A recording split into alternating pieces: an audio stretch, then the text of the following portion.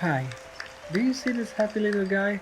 It's me, on one of the biggest nights of my life. If you would have told me 2 years earlier that my idea would go this far, I would have probably said, never gonna happen. That this project would have helped and inspired people from all over the world, I would have surely said, never gonna happen. I'm Eldar, a 34-year-old copywriter with cerebral palsy, working on the Ikea account. For most of you, a sofa is just that, a sofa. For me, it's a challenge. To sit down, to get up, to match the right pillows. That was a joke. I don't need help matching pillows. Anyway, one day, when I couldn't get up from one of Ikea's sofas, I had time to come up with a very selfish idea. Small hacks that would make Ikea furniture more accessible for people like me. I later found out that it wasn't so selfish after all.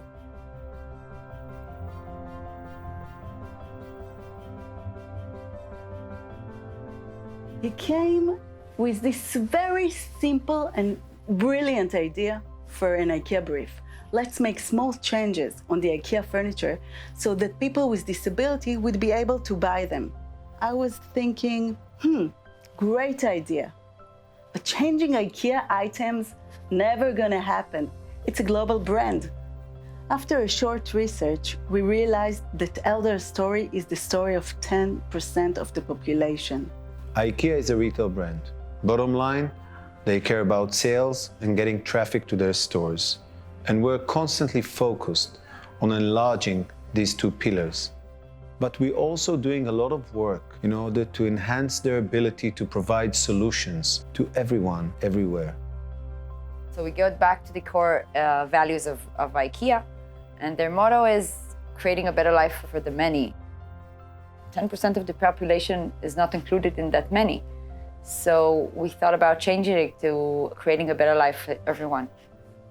There's this whole market of producers of medicalized furniture solutions, which are very expensive and quite ugly. And people like Eldar are actually captive to those producers. We sat down with the whole team thinking, maybe we need to create add-ons without touching the furniture itself. We went to IKEA with a great presentation, the next step to democratizing IKEA furniture and making them accessible for all.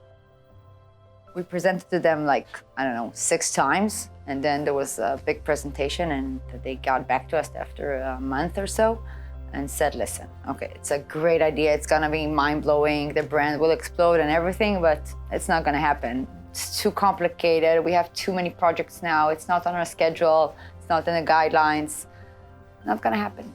We were devastated, but it just made us more stubborn. We realized that we need to research deeper. To do that, we collaborated with 2 NGOs, Access Israel and Milbat, that specialize in creating add-ons for people with disabilities. Together, we went on a 7-day workshop in an IKEA store, including people with different disabilities, engineers, IKEA designers, and us, of course. I remember seeing the ideas that came from the first workshop. We're looking at them and said, this is really crap.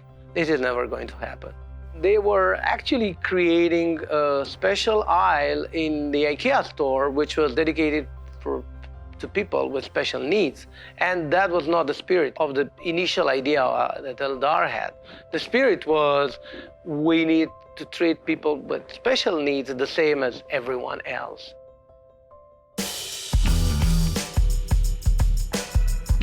And then the idea of having them available online as blueprints and everyone could 3D print those no matter where they are. This is not just an Israeli need. This is something that's relevant globally, and we need to make this idea, even though we start in Israel, we need to make it available to everyone in the world. We needed to do it the IKEA way.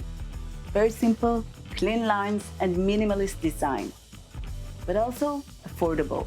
It was very important to us that it will be safe, affordable, and that we will come up with at least 10 great add-ons. After so many never gonna happen presentations, we approached the last one like it was a pitch. Let's create a room that will show them the project, that make them feel like it's already there. So we actually built an accessible room with IKEA furniture in the office. We went to print all of the add-ons. We did the roll-ups in store. We even brought a picture of the CEO to sit in a frame. And we just invited them and we gave them a tour, and it was unbelievable. Their eyes opened, and it was like, Shuki, the CEO, said, "Oh my God, it can come to life." And that was the moment they said it's gonna happen. On March 2019, we launched the first accessible room inside IKEA stores so that people could experience everything for real. On that month, people who visited IKEA stores could get the add-ons for free. We launched it through an amazing website where you can find all the add-ons and you can download them and 3D print them locally, or if you're in Israel, you can simply order them and they will be 3D printed in the store and sent to you. People with disabilities not only loved the idea, but they also felt seen by IKEA. People from 151 countries visited the website, even from countries that don't have IKEA venues. It's an adapter to the lamp so she can switch it on. Even in some of our public libraries, there's 3D printers. A lot of the solutions, they've been very medicalized down through the years, and nothing as cool as anything you've produced. Wow, it just exploded on TV and all the biggest networks in Israel and all over the world, the Washington Post. I mean, we had like a WhatsApp group where we sent each other everything from the Washington Post, and then all kinds of the archive and the ad week, and it was like, but then came a moment when I was like, okay, that's it, we're there. Ashton Kutcher posted on his Facebook, then made a video of our project. There was a minister in Israel called Gila Gamliel, she also posted it, but Ashton Kutcher, Gila Gamliel, I think Ashton won the fight. When you do something this scale, the brand image will go up, and they went up the roof. When you take into consideration that 10% of the population can't come to IKEA and can't shop there, immediately you can see, we saw results business-wise. And 10% of the population in Israel, it's like, I don't know, 900,000 people. Even if each one of them will buy one piece a year, it's a new business, and it's a whole new sector that wasn't available till now. One of the core values of IKEA is design. We had London Design Museum approach us and exhibited in London, and then this exhibition in Tokyo.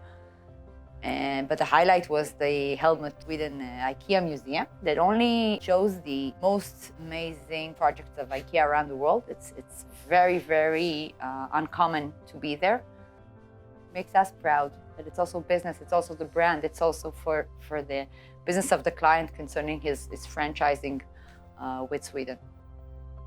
One of the things that we wanted to make sure that it won't be one-off, that it will have a continuity. That's why we built in the website the place where you can request or bring up a need, and we'll do it for you. People have needs, and we want to make sure they get it.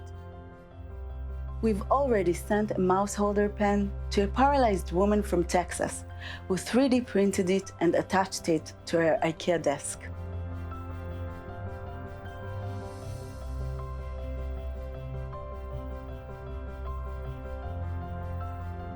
After getting so many requests from parents, we are now in the process of creating new add-ons for children, like chair handles, drawers.